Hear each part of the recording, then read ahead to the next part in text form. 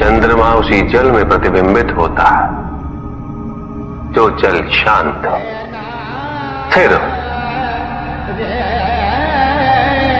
यही तो समस्या होती है मन की। मन कभी भी शांत नहीं हो पाता है। जहां शांति नहीं वहां कुछ भी नहीं रुकता। समुद्र की लहरों की भांति विचारों का उपद्रव मन को निरंतर स्थिर रखता। कुछ भी सुनने और समझने के लिए मन का मौन रहना आवश्यक है, किंतु मन मौन रहना नहीं जानता। वो तो निरंतर कुछ ना कुछ कहता रहता। प्रतिपल शब्दों का आक्रमण चलता रहता है मन पर, और यही आक्रमण है जिसके कारण व्यक्ति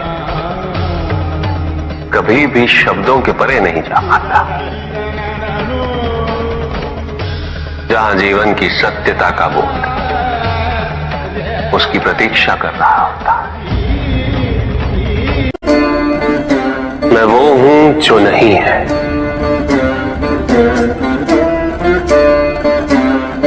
जो नहीं है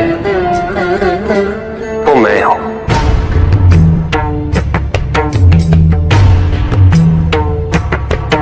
चिरकाल तक सभी को यह स्मरण रहे, जब आप में श्वास है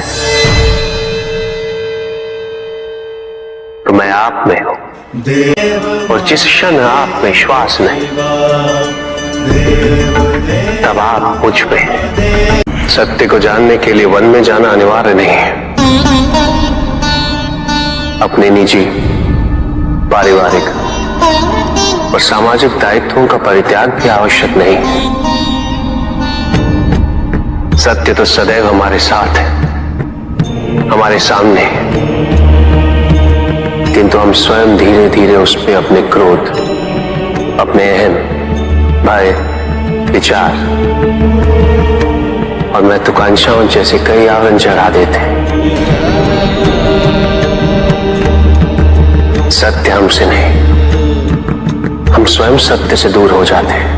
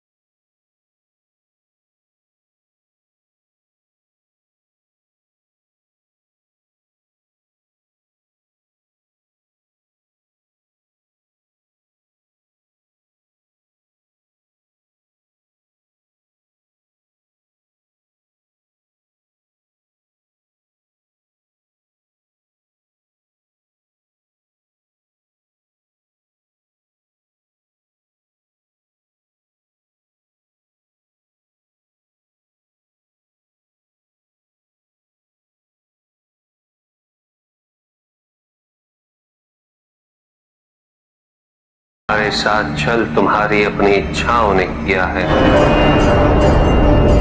तुम्हारे हट ने किया है, तुम्हारी अपनी सोच ने किया है। ये रहस्य नहीं कि प्रत्येक आत्मा मुक्ति की इच्छुक होती है। जो मरता है वो है पंचभूतों से निर्मित शरीर,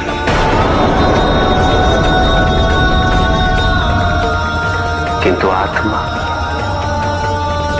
तो अजर है, अमर है।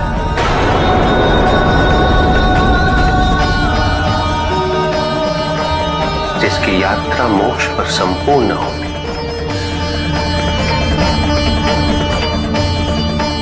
जहां सांसारिक बंधनों से व्यक्ति मुक्त हो जाता है।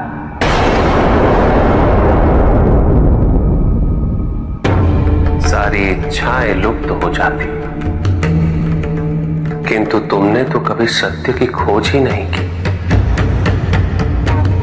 तुम तो सदैव उन तत्वों को ढूंढते रहे जो तुम्हारे अहंकार के पोषण हेतु आवश्यक थे।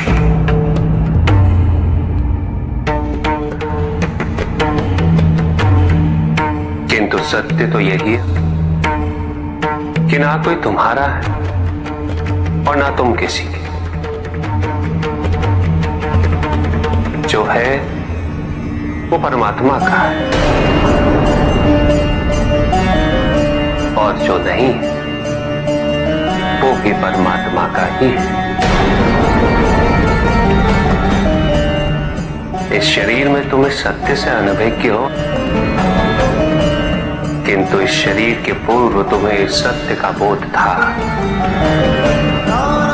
और इस शरीर के पश्चात भी रहेगा। प्रश्न ये है कि क्या तुम इस सत्य को अभी स्वीकार करना चाहते हो?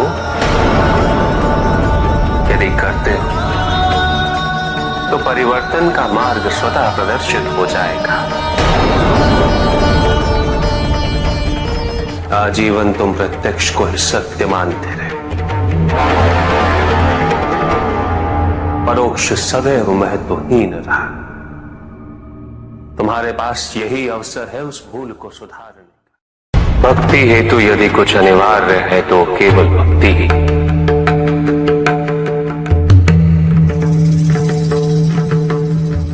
किंतु प्रश्न ये है कि क्या आपकी भक्ति संपूर्ण है? विश्वास और भ्रम के बीच की रेखा अत्यंत महीन होती है।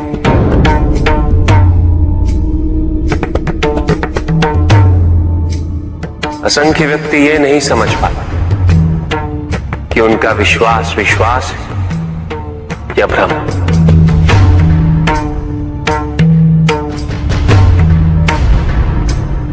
मुझ तक पहुंचने के लिए किसी और की आराधना अनिवार्य नहीं। मेरे सच्चे भक्त तो मुझे किसी भी रूप में पूज सकते, किसी भी रूप में प्राप्त कर सकते। ओम नमः शिवाय। पुरुष और प्रकृति एक है, वो कभी पृथक नहीं हो सकते। शक्ति शिव के बिना अधूरी है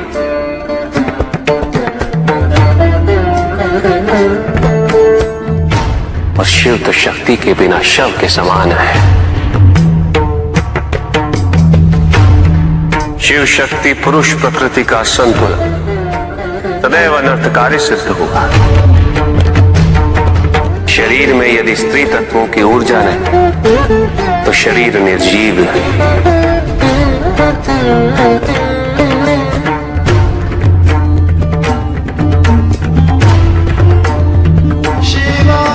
शक्ति और शिव के संपूर्ण रहस्यों को समझ लेना भक्ति, ज्ञान और तपस्या की पराकाष्ठा है।